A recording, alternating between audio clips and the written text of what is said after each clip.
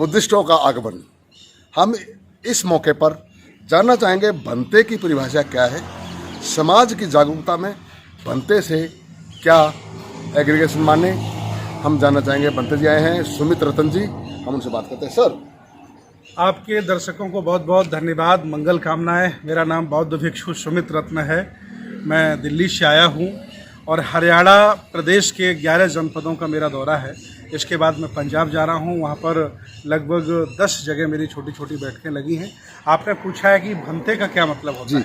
भंते पाली भाषा का शब्द है।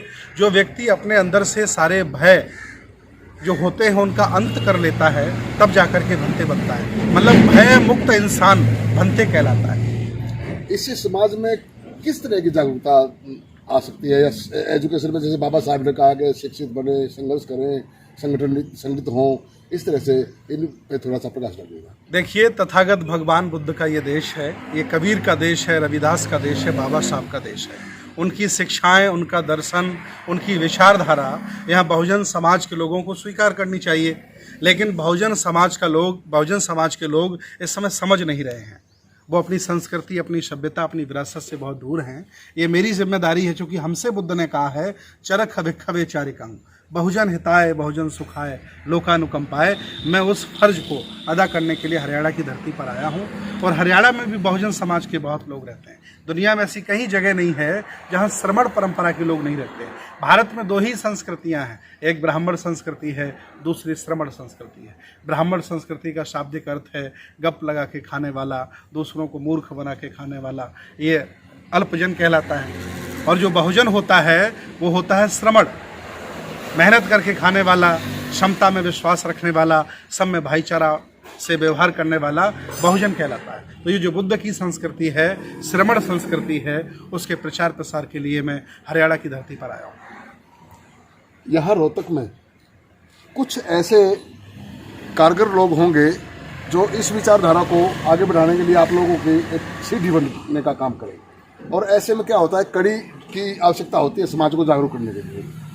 और यहाँ पर हमें लगता है कि बहुजन समाज में एक हनुमान बौद्ध जी हैं, जो यहाँ पर कुछ दिन पहले बौद्ध स्थान के लिए इन्होंने कुछ ज़मीन 680 गज ज़मीन ली है, जिसमें बुद्धिस्टों के लिए उसमें निर्माण किया जाएगा।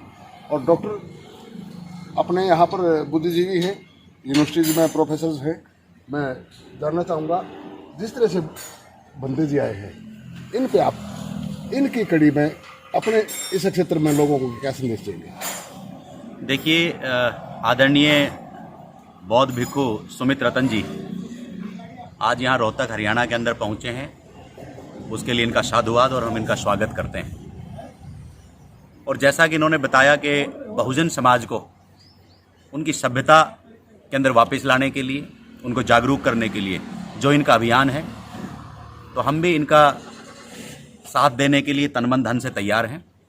जो भी इनका आदेश रहेगा, जो भी इनका यहाँ पर अभियान रहेगा, उसमें हम शामिल होकर के और अपने समाज को अपने महापुरुषों की विचारधारा में लाने के लिए। अपने नाम के साथ थोड़ा सा बताइए ताकि लोगों को मालूम पड़े कि हमारे। डॉक्टर महेश कुमार भंगी है और मैं इधर एमडी यूनिवर्सिटी रोहतक के अंदर फार्मा साइंसेज के अंदर पिछले 13 साल से पढ़ा रहा हूँ। और जहाँ भी मौका मिलता है महापुरुषों की विचारधारा का प्रचार प्रसार करने का, तो वहाँ मेरी दिली तमन्ना रहती है कि बढ़ चढ़ करके मैं उसमें हिस्सा लूँ। क्योंकि आज मैं जिस भी मुकाम पर हूँ, मैंने डॉक्टरेट किया है, मैं प्रोफेसर हूँ या जो भी, वो सब बाबा साहब डॉक्टर अंबेडकर जी और महापुरुषों की देन है। तो महापुरुषों के इस मिशन के अंदर हम जितना कुछ भी कर लें वो कम है। तो आदरणीय भंते जी भी पहुँचे हैं, इनका स्वागत है। इनके अभियान के अंदर, आंदोलन के अंदर हम जहाँ भी छोटी मोटी अपनी हिस्सेदारी दे पाएंगे वो जरूर देंगे। डॉक्टर साहब, आप भी बताइएगा, क्योंकि आप भी समाज में हमेशा। डॉक्टर संजय चोपड़ा, ये हमने हमारा एक कारवाश के रूप में एक हमारा ऑफिस है। और आदरणीय भंते जी को मैं काफ़ी समय से सोशल मीडिया के माध्यम से जानता हूँ। और आज मैं बहुत खुशनसीब हूँ कि माननीय भंते जी के दर्शन हुए हैं, ये हमारे समक्ष हैं। और इनका जो भी बीड़ा लेकर के आए हैं, जो भी बुद्ध की विचारधारा है, बाबा साहब की विचारधारा है, उस विचारधारा को जिस तरीके से ये हमें मार्ग दिखाएंगे, उस रास्ते पर हम चलेंगे और सदा इनका साथ देंगे।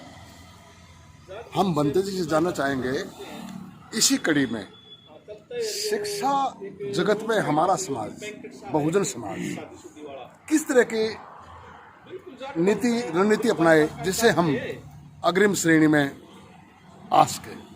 सबसे पहले तो मैं ये बता दूं कि ये जो बहुजन समाज है, जो अलग अलग छोटी छोटी जातियों में बटा हुआ है, जिसे षड्यंत्र के तहत बांटा गया, ये कभी भी अछूत नहीं रहा, कभी भी ये कमजोर नहीं रहा, असहाय नहीं रहा। ये राजा महाराजा की परिवार के कौम के लोग हैं। ये इनको षड्यंत्र के तहत बांटा गया, धार्मिक तौर से, राजनीतिक तौर से, आर्थिक तौर से बांटा गया, सत्ता से, शिक्षा से, धन से वंचित कर दिया गया। ये असहाय समाज, ये गरीब, असहाय और कमजोर बन गया।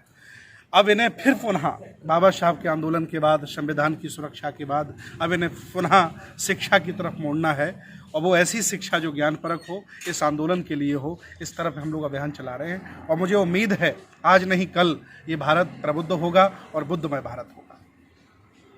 देखते रहिए उजाला आज तक। चीफ एडिटर डॉक्टर देराज के साथ अमरजीत गौतम, नमस्कार।